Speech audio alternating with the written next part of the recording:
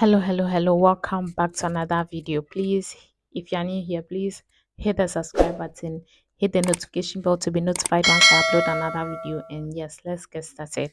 To today's news, yes, let's go to Chelsea side. We've heard, we already know the striker situation at Chelsea. We've we've been getting some strikers, they've not been performing.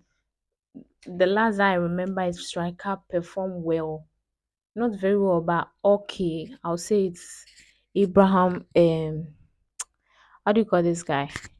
Tammy Abraham. He did a good job, I'll say.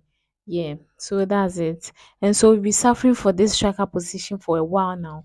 So who do we want to be the main striker going into the 2023-2024 season?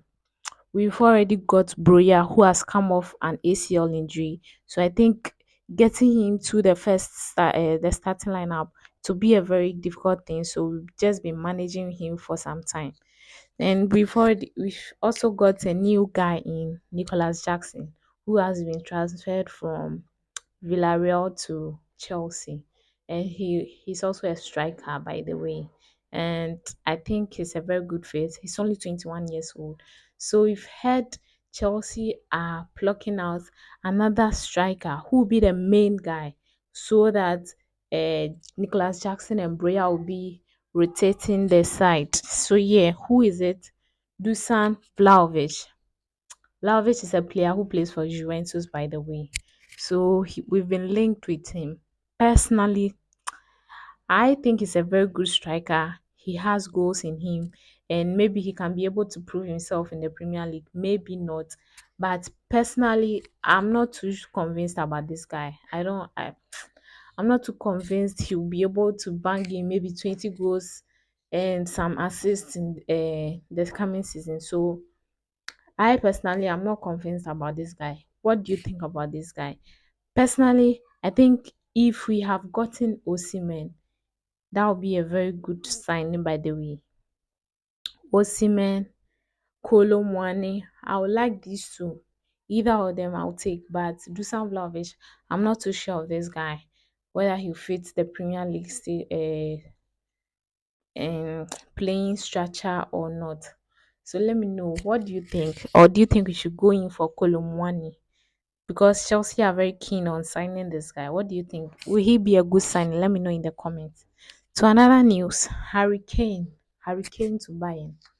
So Harry Kane have been linked with moves this year, mostly to Bayern Munich in the Bundesliga, and we are not sure if Daniel Levy will be willing to let this guy leave, because we already know this guy is they are holding on to Kane. As sure they should hold on to him because he's a world class player. But looking at Tottenham's history and everything, they are not known for winning trophies. So that's it. Maybe Harry Kane will be willing to leave this summer. And I think if he leaves, that will be a good move for him. So first of all, Bayern Munich Thomas Tuchel's Bayern Munich made a first offer to them. That was, I think, 60 million euros plus add-ons, I think. So yeah, it was rejected immediately by Tottenham. Now they've made an improved offer, which is 80 million euros. That's, I think, 75 pounds or so.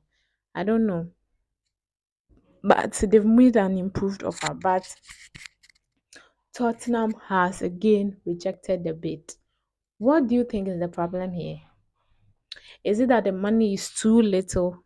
In case they make an improved offer of 100 million pounds, would they be able to get Harry Kane or not? Let me know in the comments. I think personally, I think if Bayern Munich are able to make 100 million euros or a 100 million pounds, they'll get this guy. Yeah, because the money that will be coming in will be very huge. The guy is already 29 years of age, getting to his 30s. So I think the best move for him will be to go to a club that will guarantee him trophies. Going to Bayern, he's guaranteed the Bundesliga next season. That's all I can say. He can be guaranteed of a gold medal. for sure. So I think that'll be a good move for him. He'll be playing in the what Champions League next season, which they have maybe an advantage to win also because they've got to kill. Who do they want again? So yeah, I think if he moves, that'll be a good move for him. But he's not pushing for the move. So Daniel Levy and all sorts are relaxed. Where do you think he will end up this season? Personally, I think maybe getting to the close of this window, he will move to either Bayern or maybe Manchester United will come in for this guy. Where do you think you'll end up? Personally, I don't think you'll continue at Tottenham next season. Let me know in the comments. So yeah, to another news to PSG.